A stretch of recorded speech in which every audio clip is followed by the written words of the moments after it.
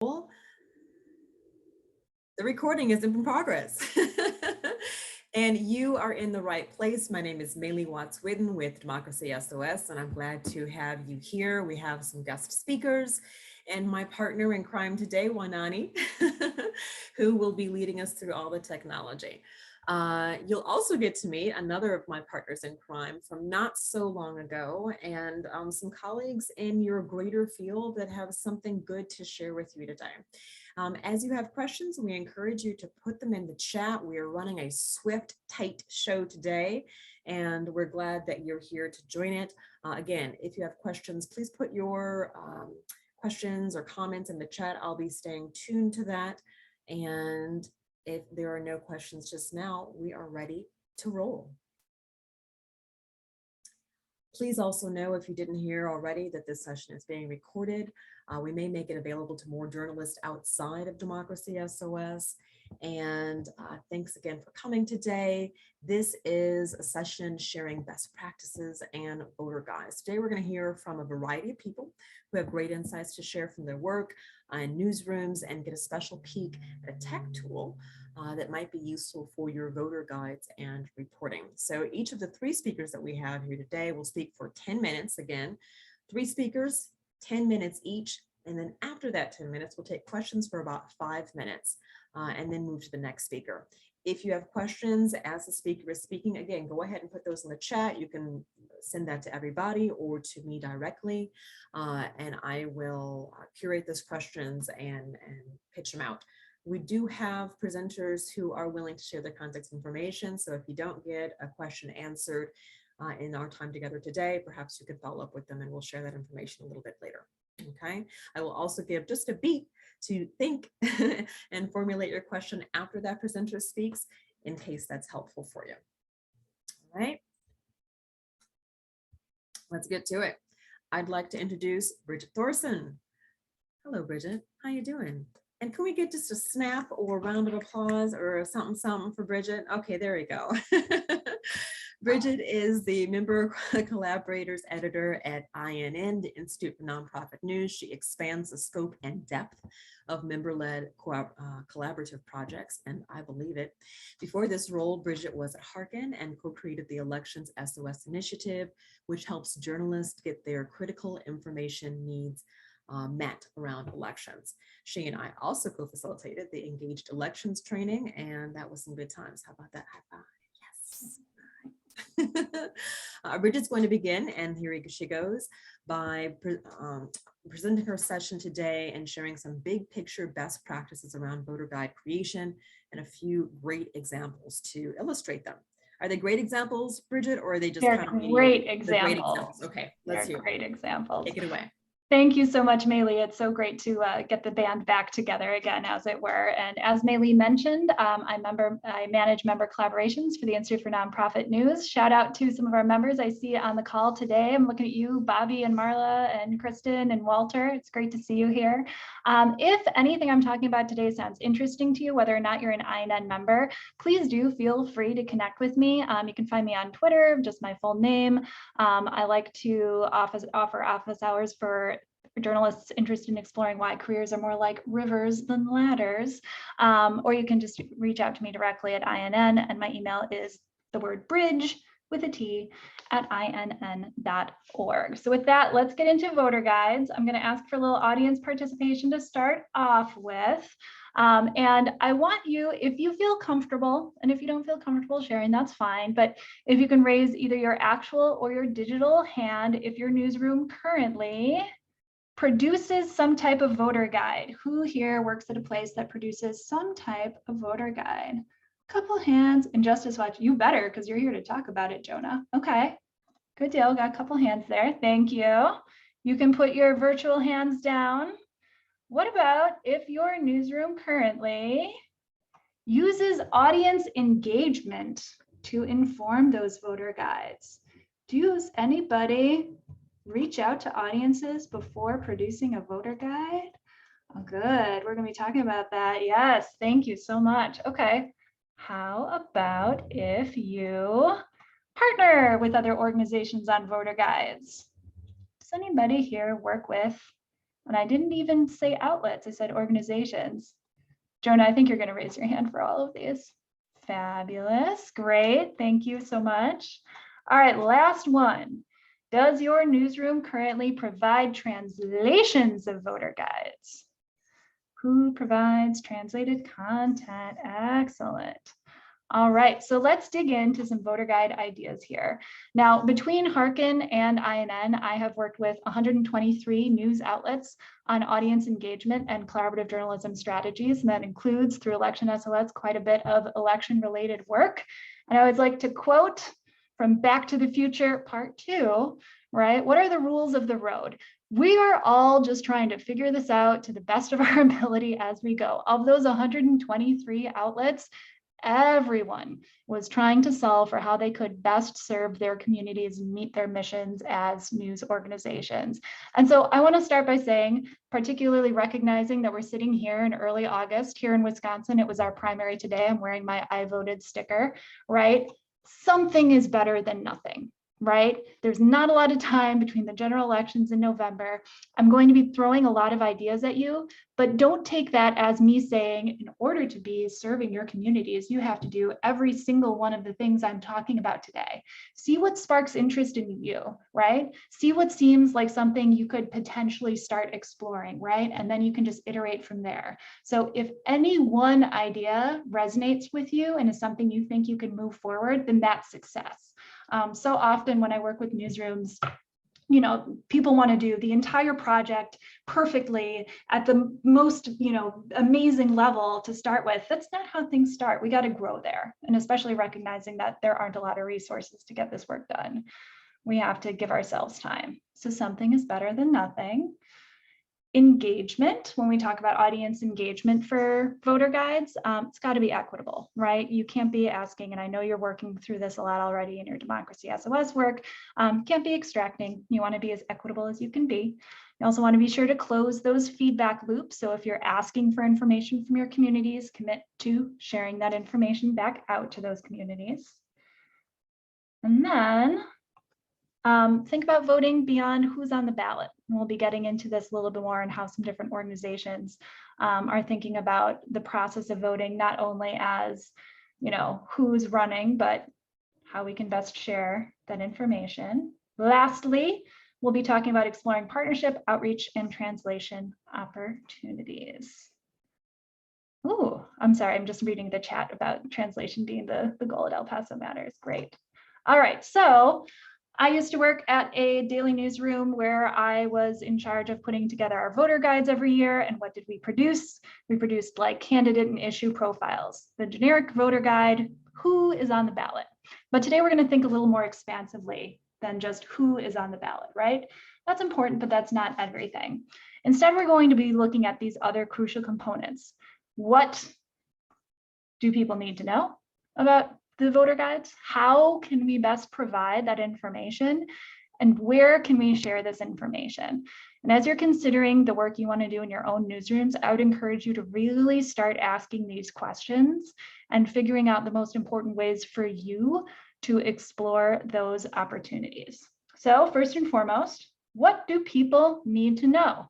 I'm going to be providing some examples, and I'll pop some links in the chat as we go, of some great models to follow from some news organizations in this space. So KPCC and LAist is very, very directly asking their audiences what they want to know when it comes to the ballot. So here is a link to that game plan, as well as a wonderful Medium piece. If you don't follow, if you don't follow their Medium page, they write a lot about their engagement work. And they're using this to inform their voter guides. If you go to their voter game plan website, you'll see a number of ways they're looking at this moving forward, including for October, a Meet the Mayor interactive quiz. WBZ in Chicago, and we're working on that with them on Election SOS in 2020, also went out and directly asked people what they wanted to know. And because people had so many questions about just what local offices did, they created this field guide to local government in Chicago. So I really think engagement is a wonderful way to open up the voter guide to address the issues that matter most to voters. I know KPCC previously received a question about my 3-year-old scribbled on my ballot, can I send it in? The things that don't always get covered, but that do matter quite a bit. Next, how can we best provide that information? And this is where things get really exciting. And I'm very eager for you to hear from Jonah and Fernando later in this session about how they provide that voter guide information to audiences.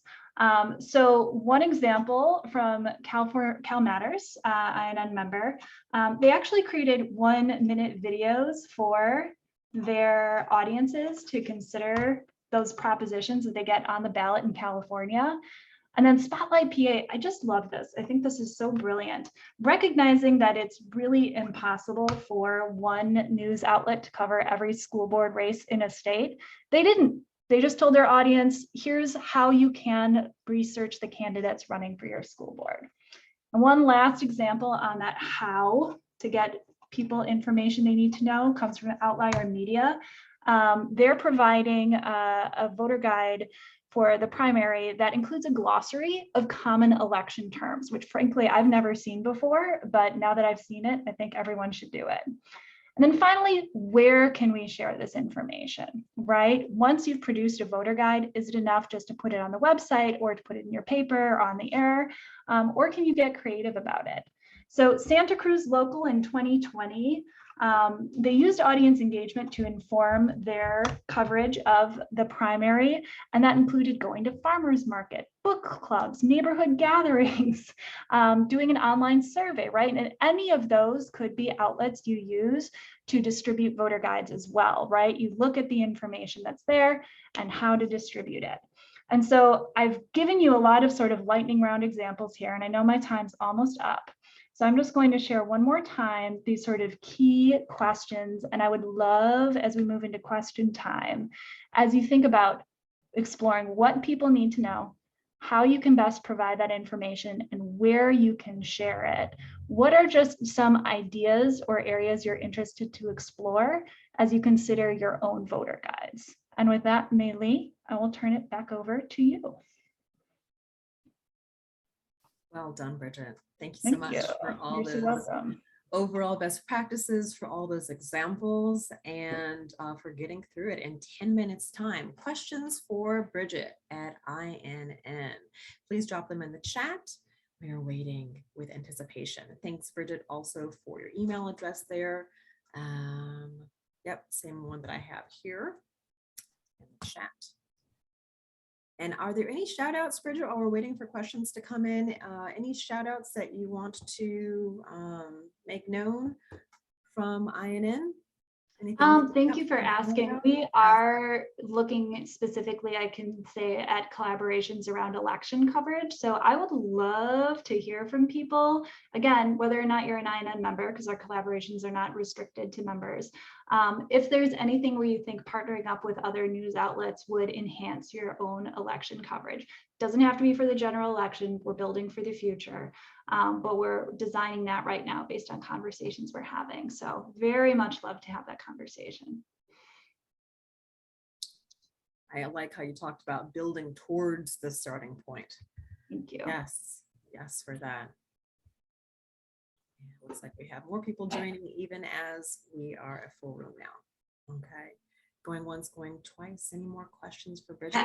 Has anybody shared these voter guides with high school students or like maybe emerging voters or?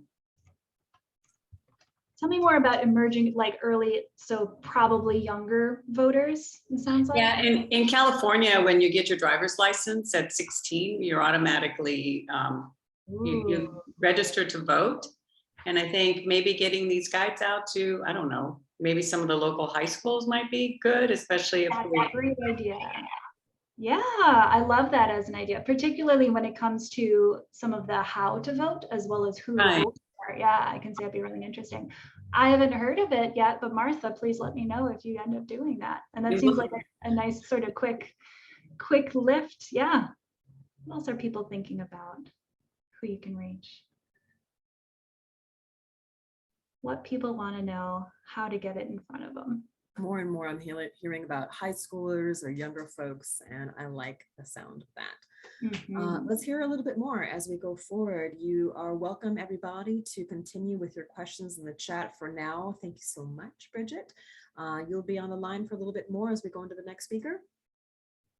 Absolutely. Thank you so All right. much. Sure. And here is a question just before we go to the next presenter, and that is this. Jackie says, on the what do people need to know, are you thinking about the nuts and bolts of voter registration, where to vote, etc., in addition to candidate platforms? Yeah, definitely. That's a great question, Jackie. And absolutely, we see that quite a bit. And you'll see that in some of the links I provided. There's entire projects built around this, right? VoteBeat comes to mind, looking at election administration. But when people have questions, a lot of times they just need to understand how they can exercise their right to vote. And that's a place where the audience engagement can be really helpful, or even just a very quick overview in the voter guide itself can be helpful. Thank you so much. And one more question that's coming, Bridget, before I introduce Jonah Newman. And that question is from Maria, who says, we've gotten some questions from readers, voters about how Texas elections compare to other states. Has there been any work comparing elections across states? Ooh, that's interesting. If anyone else has any top of mind examples, feel free to jump in. Maria, when you're talking about comparing elections, is this election administration or who ends up getting elected or gerrymandering? Like, what kind of comparison are they looking for? Yeah, I think most of the questions have focused on election requirements or how elections are done. So I guess administration. I think most people have pointed out how other states seem to have more accessible elections. So that's really interesting. Yeah, I thank you, Darla, for popping in that example there. Again, projects like VoteBeat certainly look at election administration are creating some of those comparisons, although you're also making me think that could be a great place for a collaboration around elections. Thank you. Thank you. Up next is Jonah Newman from Injustice Watch. Injustice Watch is a Chicago-based nonpartisan nonprofit journalism organization that focuses on issues of equity and justice in the courts. They are beloved for many things, including their user-friendly judicial election guide, which so many people on the Cook County is in Chicagoland, use to make decisions on the 60+ judges on the ballot each election that most people have never heard of and know nothing about. Jonah Newman is an editor and the project manager for their judicial election guide, and he's going to share some tips and insights. I love that graphic there. From the great work that they've been doing, iterating on this guide for many years. Over to you, Jonah. Awesome. Thank you so much. Can everyone hear me all right? Yes, sound is good. Perfect. Hi, everyone. Thanks so much for having me. Like Maylee said, Injustice Watch is a Chicago-based nonprofit. We focus on the courts, especially the judiciary. I guess we're now on kind of our third cycle of judicial election guides. And it started because there was a realization among our founders that the judges who in Cook County, most judges, although not all judges are voted for, they're the elected officials you're most likely to encounter, the ones whose decisions most directly impact people's lives. But very few people know anything about the people running for judge. And so there's actually been research done that people tend to vote for judges based on their names and what they assume about their gender or ethnicity, and not at all based on information about who they are and what they might be like as a judge. Judicial, voter participation drops off on the, at the judicial level, right? A lot of people vote for the governor and the president and senators, and then as they get down the ballot, there's this huge section at the end, or sometimes even on side 2 or side 3, right, of judges that that people often skip. That's been changing, and I think that's been part of one of our goals is not just informing people about the candidates running, like Bridget was talking about, but also really making the case for why voting for judges matters. So, we spend a lot of time, we've, built a sort of hashtag around check your judges and spent a lot of time helping people understand why these elections are so important, why they matter, why it's important to be informed and to vote in them. And then, of course, putting together a judicial election guide with information about all of these candidates. So we are a nonprofit. We're an INN member. We are want to make sure that our information is nonpartisan. We're not endorsing people. We're not making recommendations, but we are trying to provide detailed information about the things that we think, and based on the engagement we've done, people want to know about the people running for judge. So their work history, their legal experience, their community involvement was something we added this year because folks we talked to wanted to know how and in what ways are these judicial candidates really involved in their communities? Are they from the community that I'm from? Or, do they maybe share my values, right, in that way? We this year again introduced campaign finance data, so who's funding judicial campaigns. We sent a candidate survey to each of the candidates. We got about a 75% response rate for primary candidates, asking questions about things like, again, where did they grow up? How does that influence their practice of law? What are their experiences or thoughts about the sort of inequities built into the court system, and how do they plan to address those as judges, things like that. And then there's groups of lawyers, bar associations in Cook County that evaluate candidates, and we pull together those evaluations as well and provide those to readers. So again, so important about kind of where are people getting this information. So as we've adapted and iterated on this guide, we've expanded beyond just an online guide. And this year we printed hundreds of thousands, more than I think 180,000 copies of our judicial election guide. We'll talk a little bit about how we did that and the partnerships that made that possible. But we wanted to make sure that we really were distributing it to people who might not have access to internet, who might not be familiar with Injustice Watch, but might be subscribers to other news organizations and newspapers in Cook County. So again, we started by doing the kind of front end engagement, asking people what questions they had about judicial elections. We created an advisory board of people directly impacted by the court system, lawyers, academics, community organizers, people who kind of have a stake in and ideas about what would make for a more just and equitable court system, and ask them what do you want to know about judicial candidates? What information can we provide? We partnered with WBEZ's Curious City podcast and asked Cook County residents what questions they had about judicial elections. Bridget, great question. We did not compensate advisory board members. We talked about that, and for kind of a variety of, I think, kind of legal reasons, decided against it. We really wanted it to be an advisory board. But yeah, it was definitely a good question.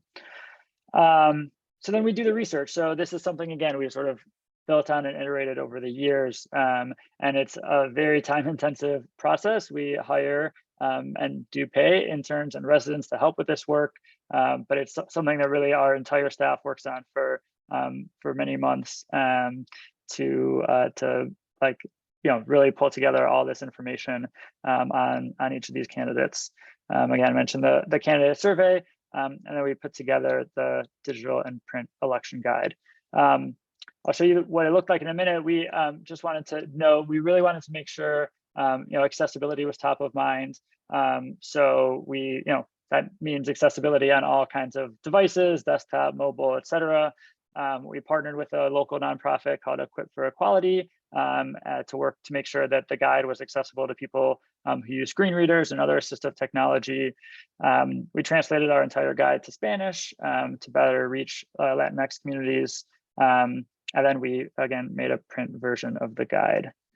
So here's what it looks like. You can go to injusticewatch.org/judges to see, but let me just pull it up quickly and kind of go through very briefly, because I know my time is limited. So, we kind of make a pitch at the top for why it's so important to vote for judges, right? Whether it's, traffic tickets, divorce, lawsuits, evictions, criminal cases, judges really make decisions that affect people's day-to-day lives.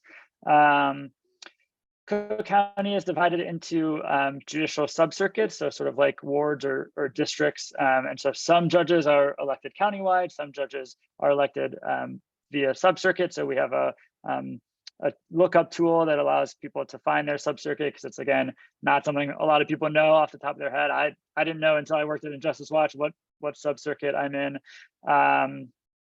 And then with that, if you select your subcircuit, the guide actually updates with the races that are relevant to you. So in this case, the 7th subcircuit race will show up because I selected that's where I live.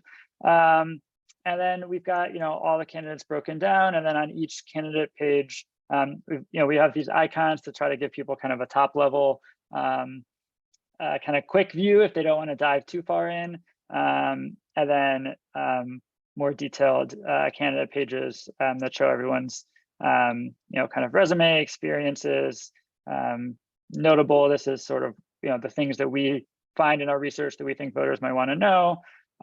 Excerpt from their candidate survey with a link to read the full survey, information about their ratings from the Bar Association, again, the campaign finance data, and then endorsements down at the bottom. And then just one last quick thing, you can create your own voter guide. So as you go through, you can select the candidates you want to vote for, and then you can create a voter guide to take with you to the booth, either print or to download onto your phone to bring with you. So that's a bit about our voter guide. So in addition to that digital version, we printed 180,000 copies. We sent 3,000 of those copies to voters in the Cook County jail as part of our efforts to make sure that these voter guides get in the hands of some of the folks most impacted by the court system.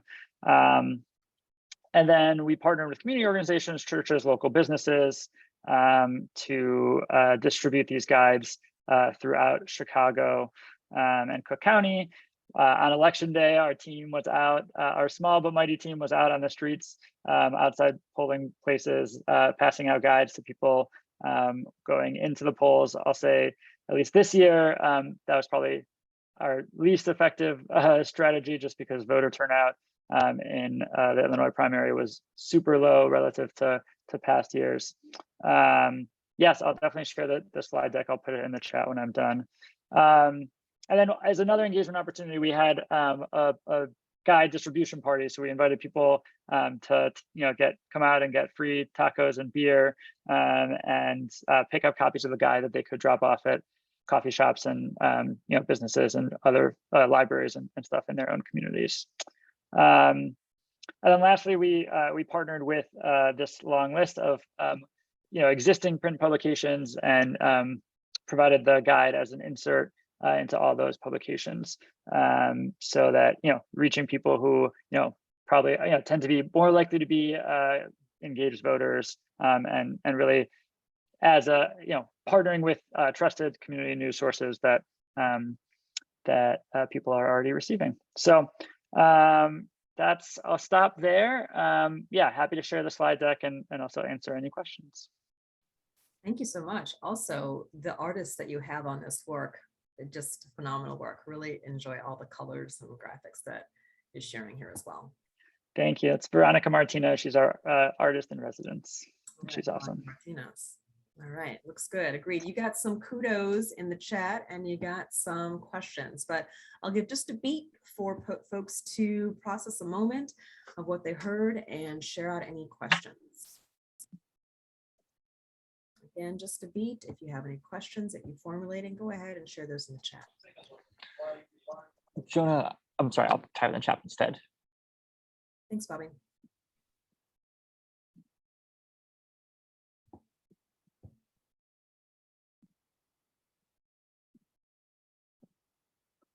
Great question. So we do not score the candidates. That's, not, again, we're not trying to,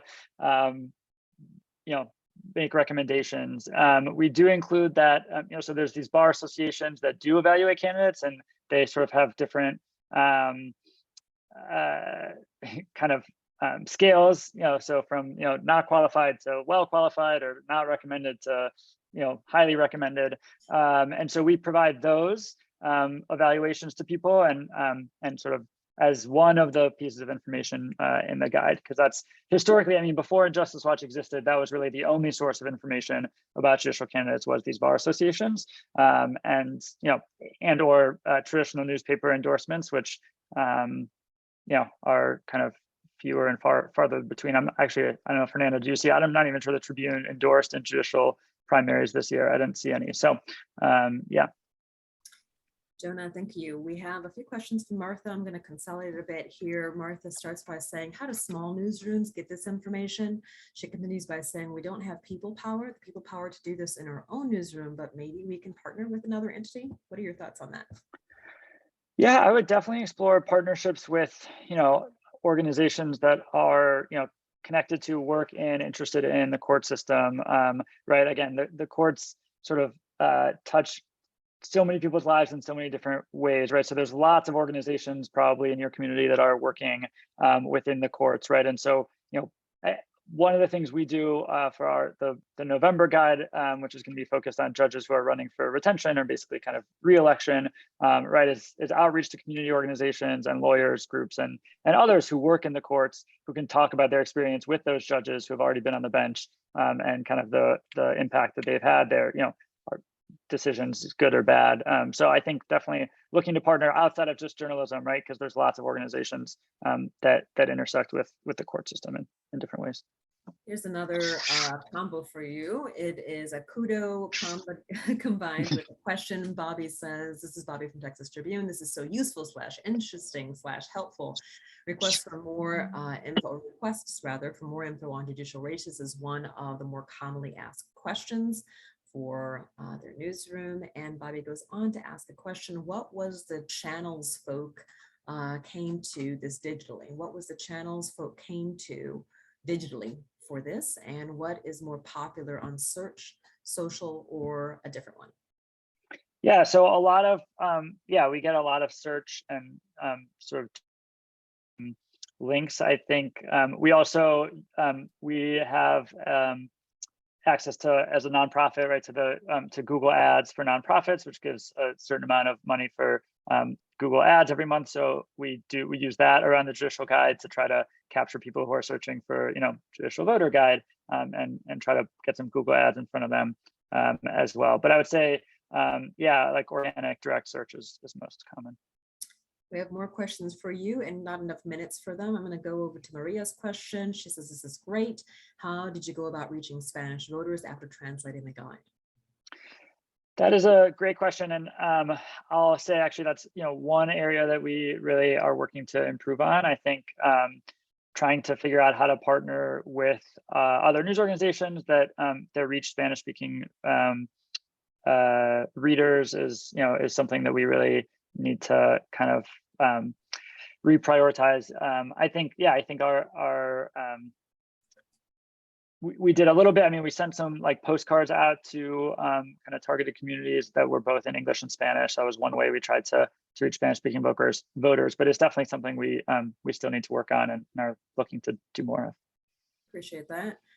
Saba, if you haven't already seen, Jonah has shared the slide deck in the chat. Wanani also mentioned that it will be sent to the presentations will be sent to everybody. I think I have to change the sharing permission, so I will do that too. And Saba also has a question. Maybe she missed this. Do you score the candidates? Right. No, so we don't score the candidates, but we do provide those bar association ratings so that people can see what other organizations that do provide ratings or do score candidates say about them. Okay. Why do you decide not to endorse? That's a question from so that has to do with us being a 501c3 and not being able to endorse or risk our our tax exempt status. Okay, and last question for now from Jackie. Was it pretty easy to sell, to partner with churches and community organizations to help distribute the voter guide? And if not, how did that conversation go? Yeah, definitely. Again, I mean, I would say this year was a little different. I think people were just less engaged overall with the primary election. At least that was the kind of feeling in Chicago. But we did have, community partners who were super excited. There's a pastor on the west side who runs a community nonprofit who distributed, I think, 4,000 or 5,000 guides across the west side of Chicago. So people were, it was a pretty easy sell, right? This is something that people want, they are excited about, they're interested in. Once they hear like, oh, judges, like I never know who to vote for, I just vote yes on all of them, or I vote no on all of them, or whatever. People are interested in getting more information. Thank you so much. Can we get some snaps, some high fives, some somethings for Jonah Newman at Injustice Watch? Thank you so much, Jonah. Appreciate that. Now you. we're on to Fernando Diaz, our final presenter. Fernando has an extensive background in journalism, having served in editorial, leadership, and publishing positions at the Chicago Reporter, Hoy Chicago, Reveal, the Center for Investigative Reporting, and the San Francisco Chronicle. He serves on many boards of journalism support organizations and is also a lecturer at Northwestern University, also in Chicagoland. Fernando has been behind many ambitious efforts to help make voting easier and more accessible. Thank you for that, Fernando, personally, from an editorial and technology perspective. He's going to share with us a couple of things now. First, starting with some lessons learned from the Shy.vote collaboration, as well as goals, as well as discussing GovPack, an open source WordPress plugin for improving coverage of elected officials and making elections guide. So we got some presentation on Shy.vote, and then we'll go to a little bit of information presentation on GovPack demo. Fernando, over to you. Awesome. Thank you, Maylee. It's an honor to be here at this extremely critical moment in our nation's history, working on what are probably some of the most important pieces of journalism we'll do in our careers. So I'm thrilled to be here. I'm thrilled to be here also co-presenting or after following Jonah, who's a partner in crime. Jonah was at the Chicago Reporter and helped build Shy.vote. So I know we've thrown literally the kitchen sink at you. So I'm going to try and move quickly through two presentations and then finish with a demo of GovPack, which is about a week and a half away from being released. There are several newsrooms present here that are either working with us or have expressed interest in working with us. My three pieces of advice are: start early, think big, be realistic. Because too often we try to do everything and we don't do enough well. And so I would just say, echoing what Bridget said about engaging the audience, really leaning into your partners and your community, as Jonah and the team at Injustice Watch have done. There are J schools, there are high schools, there are many organizations or entities that would be willing to lend you or invest the muscle in helping you build your tools and your resources. So reach out to your communities, because ultimately this is about getting to know each other and discuss the issues. And that oftentimes happens in an analog capacity. So I'll show you a presentation here around Shy.vote. I've been on this journey for 3 years now. And can you guys see my screen? Okay. In 2019, I returned to Chicago, coming back from California, having worked at the San Francisco Chronicle through several election cycles for a for-profit corporate media organization that was not about to share any of its election coverage or resources, and felt that was a huge miss, because in order to really get a sense of what was happening in California, you would have to buy 4 newspaper subscriptions: Sacramento Bee, Los Angeles Times, San Francisco Chronicle, and any number of other publications that covered rural areas or non-major cities. Got back to Chicago and realized we had a team of 5, I think, Jonah, and we were looking at 238 candidates running for 53 positions, which was just a mind-boggling number until you get to 2022, and you realize that there's probably about 10,000 candidates running for every manner of elected office this midterm cycle. I'm not going to get on my soapbox, but it's not the midterms. There are thousands upon thousands of races that are so much more important locally, regionally, than the few that take all of the oxygen out of the news cycle. So we partnered with 10 other news organizations, mostly nonprofit here in Chicago, and said, how can we do this? How can we distribute the load? How can we shoulder this together? What can we do? So one of the members of our team came up with this awesome name, Shy.vote. We decided that we would build a mobile first collaborative election guide. We would distribute the 200 plus races. Certain newsrooms would take some, certain newsrooms would take others. We decided to go mobile first. We really wanted to help people understand what they could be voting for. And as you all know, we're going through the consequences of a redistricting year where most people are waking up realizing they're in a completely different political geography than they were even 6 months ago. So most people don't even know who their elected representatives are. So we wanted to start there. We also wanted to, as Bridget mentioned, focus on the mechanics of voting. A lot of people just have basic fundamental questions about, are they registered? How do they register? Where are the polls? When do they open? When do they close? This might seem like pedantic information, but this is SEO gold. Also, this is the stuff people start looking for before they start looking for the individual candidates. And so as people are starting to get hyped and ready and engaged, which is weeks before the election, not months before the election, so this is still technically early, all of that content and information can begin drawing audience and readers into your news organization. Finally, having information about the candidates is obviously crucial, but as many of you know, that's extremely difficult.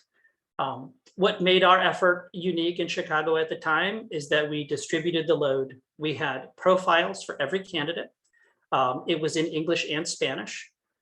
We worked closely with the folks at the Better Government Association and folks at WBEZ to be able to manage a live and ongoing FAQ. So as questions came in, we would turn those into answers. We also had a word lookup tool that we built custom for our site so people could type in their address and find out exactly who was going to be on their ballot. This is some of what it looked like. We actually ended up in 10 weeks building a custom Django application. We distributed 3 developers from 3 different newsrooms plus 1 designer to basically build this weekly until we got to election day. We were able to index stories from all of the news organizations so that they could be collected into each of the sections of each of the races. And we were able to query campaign finance information from another nonprofit. So going again back to partners in your community, they were able to open up an API that we could use to connect campaign finance information to individual candidates. We also knew that a lot of candidates were having forums and events, so we would go ahead and include those as well, and we knew people wanted to attend those events and engage with those candidates. So we tried to keep it very light. This is what the back end looked like. With 10 different news organizations, we had 3 different CMSs, and so the idea of trying to figure out like who should have it, where should it be hosted, what CMS should it be, we knew we had 3 Django developers, so that's what we ended up going with. Here's another view of what those pages look like. And we ultimately were able, because it was a municipal election, to scrape results from the City Board of Elections, which was a huge time and money saver because we didn't have to buy data from AP. Unfortunately, that's not going to be the case for many of you in the midterm cycle, but it's something to consider if you have the means to do that. Most newsrooms do not. We were also able to showcase a tally of live campaign finance data, and each of these links would go back to the page for that candidate so that voters and constituents could do a deeper dive on that partner's website. We had weekly meetings. We hosted them at the Chicago Reporter, whiteboard sessions, not too many screaming matches, We tried to be as democratic as possible. We tried to put as much as we possibly could to a vote. We did just about everything in a labyrinthine system of Google Docs, because again, we wanted to lower the barrier for entry or participation. That was my alarm. What did we learn? A lot. Start earlier, have someone, if you're going to have a collaboration, who can function as the managing editor. There's so many moving parts. We would have included more partners. There were parts of the city and publications that we didn't get to. We didn't do any user testing because we just didn't have the time. So we did our user testing live. We didn't spend really anything on marketing and promotion. As Jonah said, in Injustice Watch, they use some of their Google credits. We use some of the BGA's Google credits. And then the big lesson, and I've been on this for 2 years now, is have an actual plan for after the election. That's been my lesson. I mean, it just reinforced, like, as long as we have a democracy, we're going to have elections. And what ends up happening is, I refer to this charitably as the cathedral for a day. We invest loads of editorial resources, energy, and actual hard cash in building election guides. And then the day after, it's like we're so hungover, we want to forget about that extremely painful process. And then we move on to covering all the stuff we were covering before the election season. And the problem is we just elected these people. Like, now we actually have to start covering them, because now we need to see what are they actually going to do. So one of the biggest lessons for me was that building it in Django meant we needed Django people to keep it going. And so the big lesson for me was, if we wanted to build something like this again, or make it possible in other places, it would need to be in a more common and open source system like WordPress. And so for the last 2 years, I've been in fits and starts working on a project called GovPack, which is basically a shy.vote in a box. It's a free open source WordPress plugin that allows you to create an election guide inside of your CMS.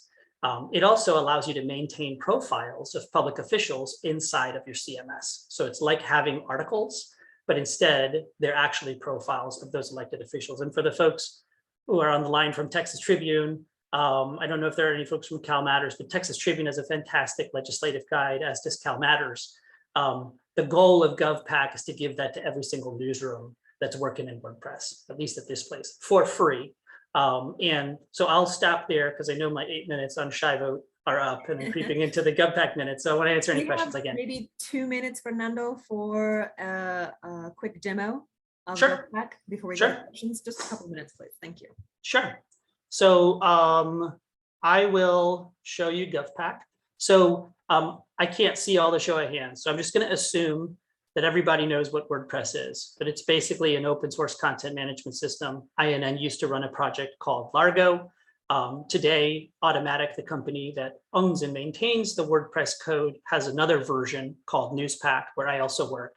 And so for the last 9 months, I have been building GovPack as a complement to Newspack, which is basically a WordPress plugin that allows you to import data from Ballotpedia, Open Secrets, Open States, Center for Tech and Civic Life, ProPublica, and any other source that we can develop into structured data, including secretaries of state, imports them into your backend so that you have access to them like this. Can you guys see my screen?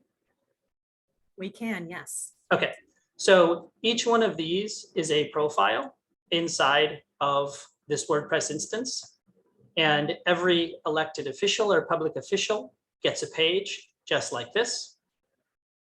These are created dynamically through our import function, and photos that exist for each of these individuals are also created in the media library. And what this does is, I'm not trying to put any developers out of work, I promise. But basically what this does is allows me to do this.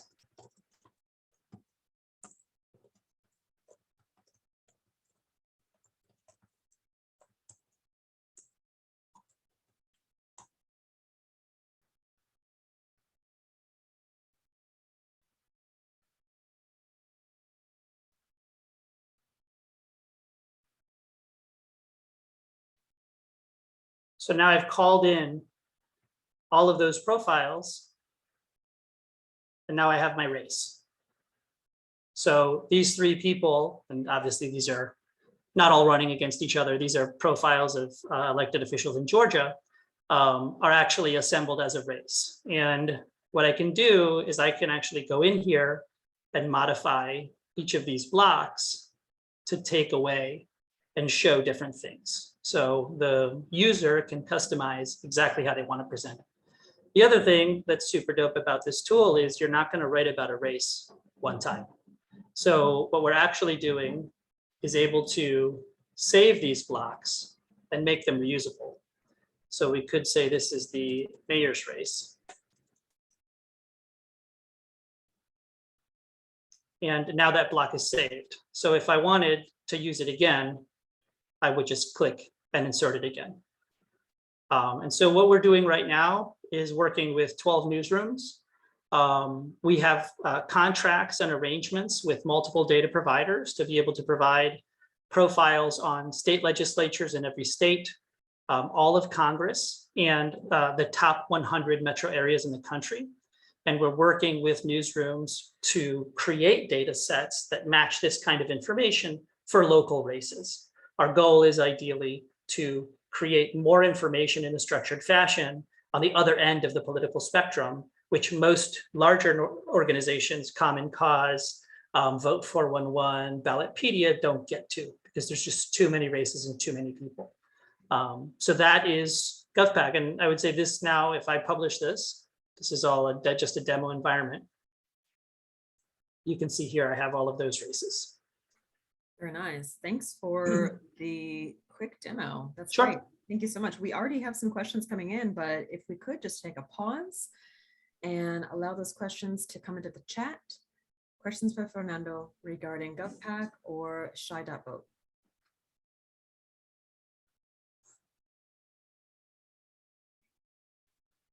I see, Martha, you have a question. You have NewsPack? Great. So I'm going to put a link here to a form. If you want to talk, if you want me to share with you what I have, I'm happy to do that. We're working with several publishers in Georgia. We're going to be talking with a publisher in Texas. Walter, Enlace Latino, we're on the deck to talk. We have publishers in Illinois, Connecticut, Arizona, Oklahoma, and 3 other states that I'm blanking on right now. We're also working with WBUR in Boston. We're talking to another publisher about building a statewide index of school board officials. A publisher from India asked me if you could use it for cricket. So right now we're focused exclusively on elected and public officials. As I said, we're working with about a dozen newsrooms in the run-up to the general, and our real goal is to help newsrooms build structured data around public officials so we can do stuff with that after the election, and we don't have to abandon this cathedral we built. We can actually use it over and over in coverage, and the ability to insert those little blocks, as you saw, it's 3 keystrokes. So when your reporters, producers, or editors are writing new stories about the mayor or the city councilor or the school board member, they don't have to fuss around with code. They can just pull that data right in.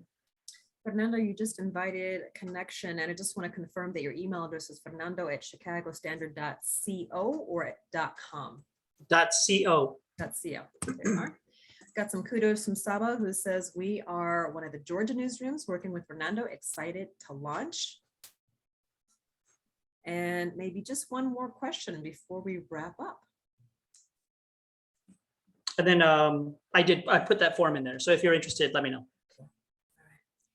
And I'll share both decks also with Meili and the other organizers, so you can also review them.